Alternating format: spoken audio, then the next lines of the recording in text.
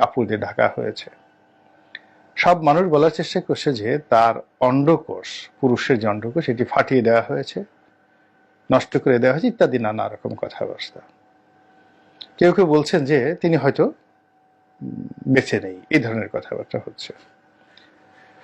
তো এই বিষয়গুলো নিয়ে আলোচনা হচ্ছে এবং এই ছবির প্রেক্ষিতে অনেক নেতিবাচক, অনেক ইতিবাচক আলাপ আলোচনা হচ্ছে। যারা তরুণ বা যারা ক্ষতিগ্রস্ত এবং বিএনপি জামাতের যে সমস্ত লোক বিচারপতি মানিক দ্বারা বিভিন্ন সময় বিক্ষুব্ধ হয়েছেন, এবং আওয়ামী বিরোধী যে সকল শক্তি, যারা আওয়ামী লীগের সিল ছাপ্পর লাগানো আছে, এরকম লোক দেখলেই যাদের মেজাজ গরম হয়ে যায়, তারা এই ঘটনায় খুবই উল্লসিত।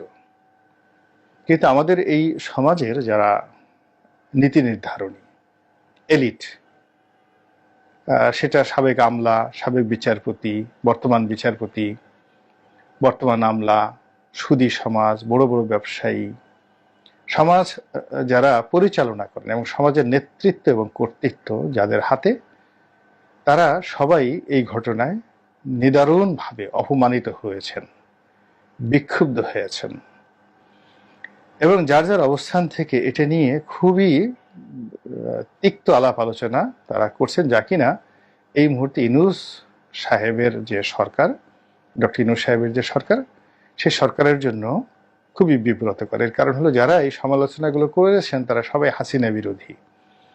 শেখ হাসিনার দ্বারা তারা ক্ষতিগ্রস্ত হয়েছেন এবং অটোমেটিক্যালি স্বয়ংক্রিয়ভাবে তারা ডক্টর মোহাম্মদ ইউনূস সাহেবকে তারা সমর্থন দিয়ে যাচ্ছিলেন। কিন্তু এই ঘটনায় তাদের বক্তব্য হলো যে একজন মানুষ সে যত বড় অপরাধ করুক না কেন,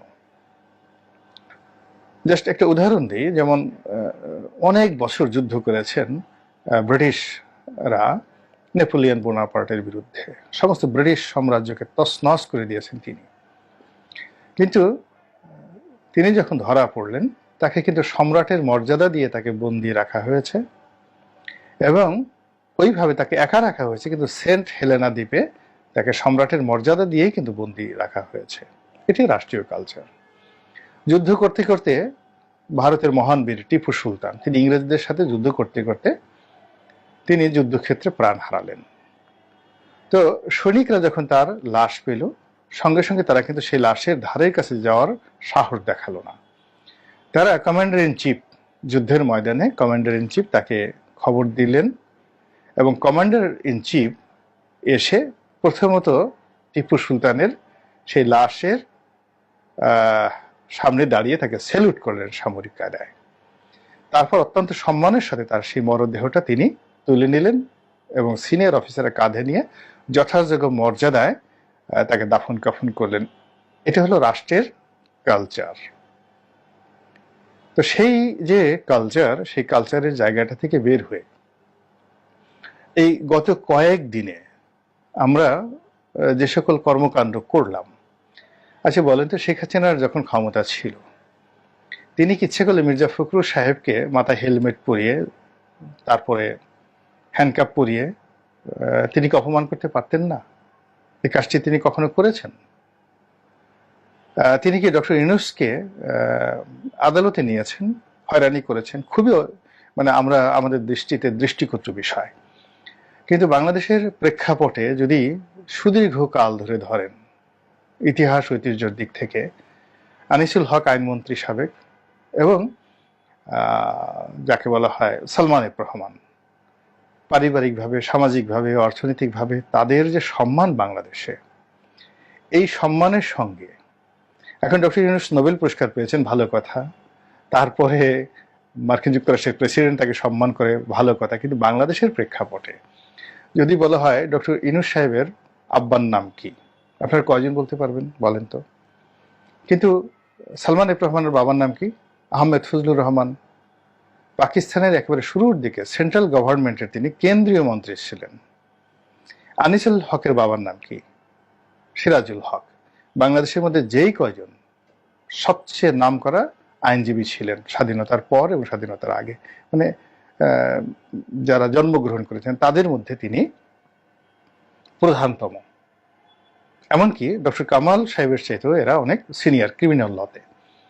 ব্যারিস্টার ইশতিয়াক সাহেবদের চেয়ে তারা সিনিয়র, আনিসুল হকের বাবা। তো সেকেন্ড জেনারেশনে এসে তারা অন্যায় করেছেন, পাপ করেছেন, গুনাহ করেছেন, আমরা তাদেরকে শাস্তি দেব, এমনকি ফাঁসি দেব, এমনকি ফায়ারিং স্কোয়াডে তাকে ফেলে মেরে ফেলব, কিন্তু বিচারের মাধ্যমে। কিন্তু যে দৃশ্য আমরা কোর্ট এবং কাছারিতে এই গত কয়েকদিনে আমরা দেখতে পেলাম, এই দৃশ্য কি আপনি এরশাদ জামানাতে দেখেছেন? জিয়াউর রহমানের জামানাতে দেখেছেন? বঙ্গবন্ধুর জামানাতে দেখেছেন? তিনি তো মোনায়েম খায়ের মানে ওই খানে সবুরকে গ্রেপ্তার করেছিলেন, শাহজিজুর রহমানকে গ্রেপ্তার করেছিলেন, আরো অনেককে। তারপরে খালেদা জিয়া, বেগম খালেদা জিয়ার জামানাতে দেখেছিলেন, হাসিনার জামানাতে দেখেছিলেন, শেখ হাসিনার জামানাতে।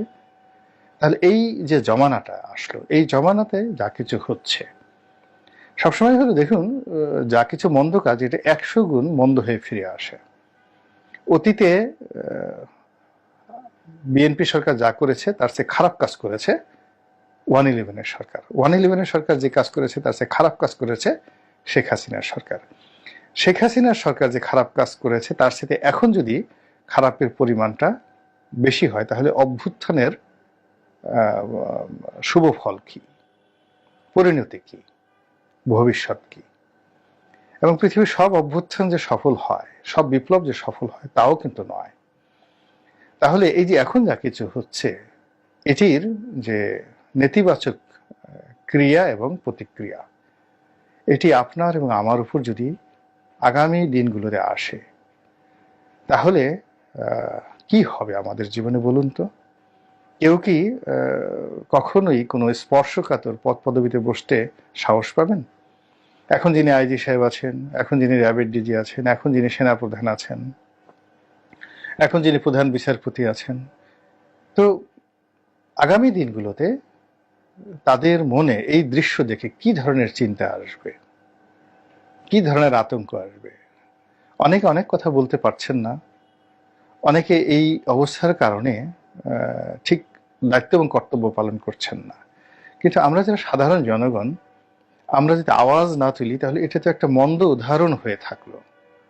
আমি খুবই দুঃখিত যে আমি যে শব্দটি সেই শিরোনামে ব্যবহার করেছি, এর কারণ হলো কাজটি ঘটানো হয়েছে, প্রদর্শন করা হচ্ছে। আর আমার মুখে বলতে, আমি ঠিক দেখবেন যে ভিডিওতে এটা বলিনি, কিন্তু থাম্বনেইলে আমি এটা উচ্চারণ করেছি যে বিষয়টি, এবং সেটি এখানে ঘটেছে। কি বলবো বলেন এই বিষয়টিতে? আপনারাই বলেন, কি বলবেন? ভালো, মন্দ, সঠিক, নাকি আরো নিষ্ঠুর হওয়া উচিত ছিল? আপনাদের ইচ্ছা। জনগণ যা চাইবে তাই হবে, এবং জনগণের চাওয়া অনুযায়ী আল্লাহ রাব্বুল আলামিনের পক্ষ থেকে সেইভাবেই পরিণতি আসবে। আসসালামু আলাইকুম ওয়া রাহমাতুল্লাহি ওয়া বারাকাতুহু।